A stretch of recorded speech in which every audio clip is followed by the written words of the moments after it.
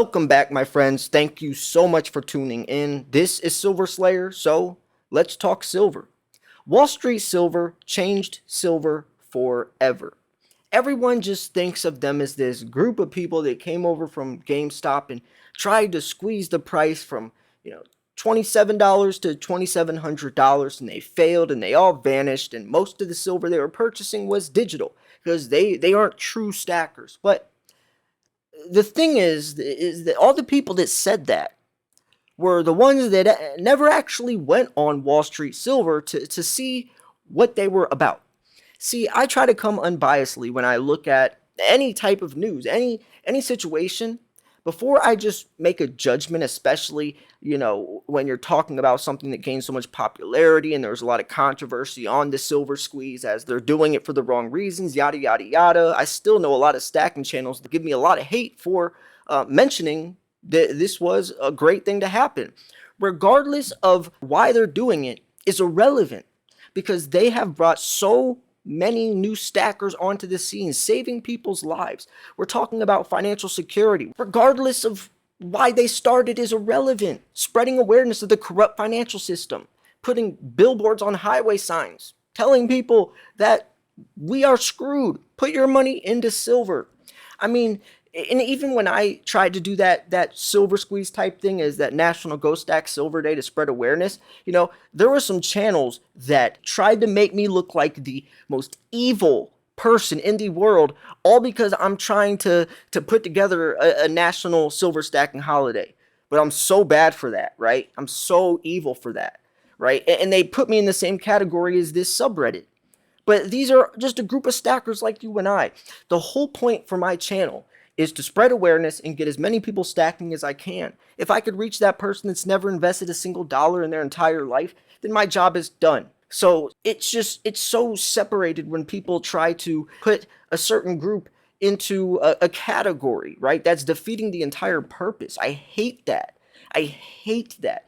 That's like someone, I'm not going to go into like politics or race or anything, but it's the same type of thing as judging people and putting them in a category when we're all on the same team. But anyways, I wanted to, that's just my take on everything, but I really wanted to mention how they changed things. It's beyond just the original silver squeeze. They see everyone thinks they just faded off. They started in early 2021. Everyone was talking about it. They couldn't squeeze the price. They failed and they all just fell off. But it's actually the exact opposite. They have 225,000 members now. They have gained more people in the last year than originally when they started. They're stacking more than ever. More than ever. It's just they're not in the limelight anymore. How do you think the COMEX LBMA vaults and where do you think who's buying all this silver? There's a very small silver stacking community on YouTube. It started from this and it still is picking up steam. It's just they aren't in the spotlight anymore, but they're still stacking just as hard. That's where a lot of people are missing, the bigger picture. There's a huge section of people that I think people are overlooking, and it is Wall Street Silver. They're buying more than ever. And as they keep spreading awareness of silver, they're making it more popular, and more people are coming onto the scene now.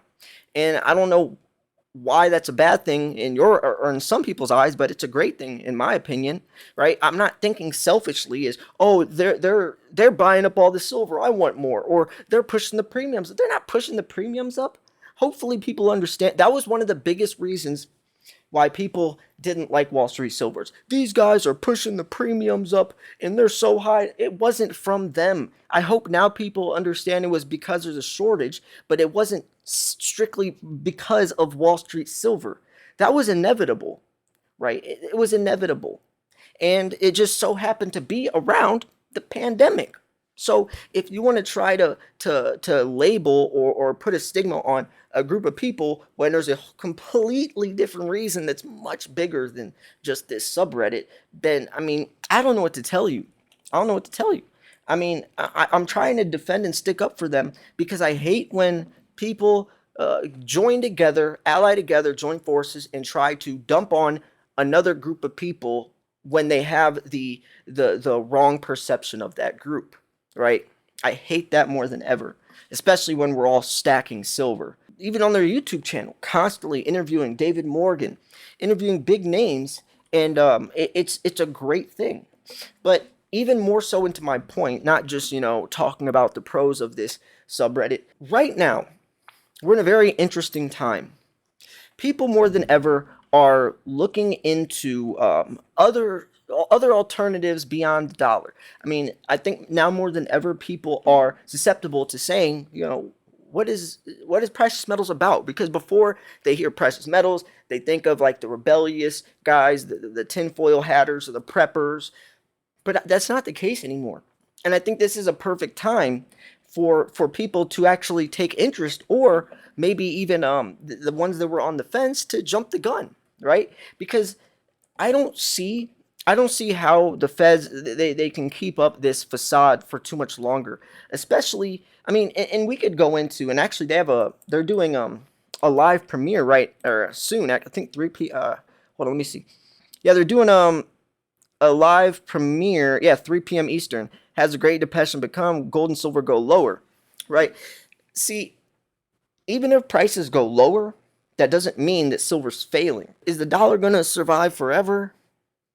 How many more years do you think the dollar's going to last? Answer that question for me. Anyways, I mean, and they post. Let me see this. So they say there's 2,030,000 ounces of silver in the Hasta LA vault, offset by 990,000 ounces entering for a net of 1,050,000 ounces. Hashtag Hasta LA vault. JP Morgan's vault is Hasta LA vaulting fast. 2.3 million ounces over the last 3 days, plus JP Morgan's gold vault sees 1.6% Hasta registered vault. Now, I'm not even going to go into JP Morgan. You guys know what I think about them. But the whole point is that it's blatantly obvious. Numbers don't lie, right? Numbers don't lie. You can speculate, you can theorize all you want. The numbers don't lie.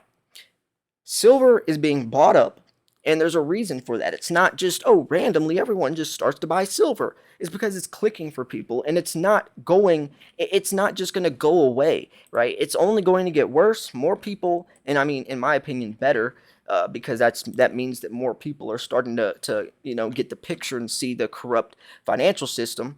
I like this. This is awesome. But, regardless, the whole point is that times are changing. Wall Street Silver, I think, was the spark, and now the flame is getting bigger. I think that's as simple as I could put it. So anyways, I'm curious what you guys think. Are you guys on board of those other channels that were attacking me when I tried to do a silver squeeze type of thing, which was really just trying to make a national holiday for, to spread awareness, or everyone buy silver on that day and just kind of make, something fun for the community? Are you guys someone that disagrees with the silver squeeze, or I don't even want to call it the silver squeeze. That's the wrong word. Are you guys, because it's not even about the silver squeeze. It's just people buying lots of silver, right? Just like us. We try to stack as much silver as possible, transferring fake money into real money. I don't really like putting a label on a word, stereotyping a certain action. But regardless, do you guys like Wall Street Silver? I definitely see a lot more good than bad that came from it, especially when you finally come to terms that it wasn't Wall Street Silver that made the premiums go higher. It was silver shortage itself. A lot of it was actually having to do with the U.S. Mint and the laws they have, where they can't pay above spot price. So Sunshine Mint doesn't want to sell to the U.S. Mint, and that's where they get most of their silver from, outsourced, because they could only, they're only getting paid spot price. So why would they want to sell to the U.S. Mint? They'd rather sell to other mints, and that's why Eagle's premiums were so high, which a lot of people didn't understand that at first, blamed it on Wall Street Silver. A lot of it was just misinformation, or not doing their homework, or maybe doing their homework but just not getting the answers correctly. But anyways, I'm going to wrap this video up here. I just really wanted to make a video showcasing, Wall Street Silver and what it represents and why I think that this did change silver forever, for the greater, not for the worst. I'm going to wrap this video up here. Thanks for tuning in. This was Silver Slayer. I'll see you guys soon. Peace.